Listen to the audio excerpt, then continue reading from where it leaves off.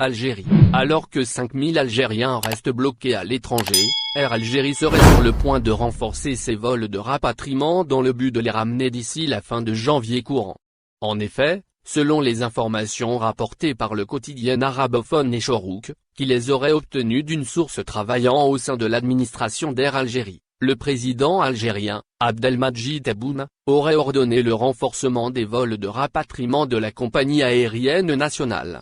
Toujours selon la même source, Air Algérie devrait désormais opérer plus de 15 vols de rapatriement par jour, en partance de Paris pour atterrir à l'aéroport international Ouari Boumediene d'Alger.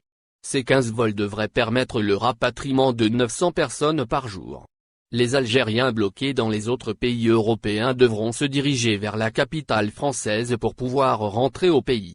Pour ce qui est des réservations, elles se feront exclusivement à Paris au niveau de l'aéroport Orly ou Charles de Gaulle. Vers le rapatriement de l'ensemble des Algériens bloqués en Europe.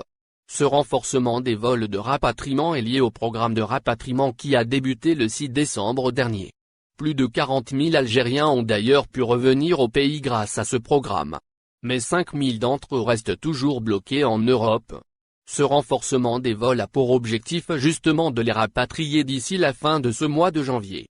Alors que les frontières internationales restent toujours fermées, en ce début d'année 2021, les vols domestiques ont pu être réinstaurés. La reprise a eu lieu vers la fin du mois de décembre dernier.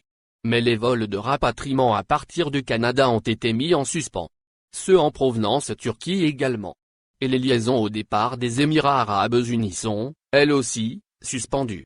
Pour rappel, l'Algérie s'apprête à recevoir les premières doses du vaccin chinois contre le coronavirus, d'ici la fin de ce mois de janvier.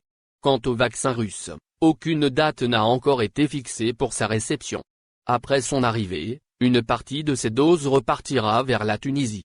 Ce transfert aura lieu dans le cadre du programme d'aide de l'Algérie, lors de cette crise sanitaire.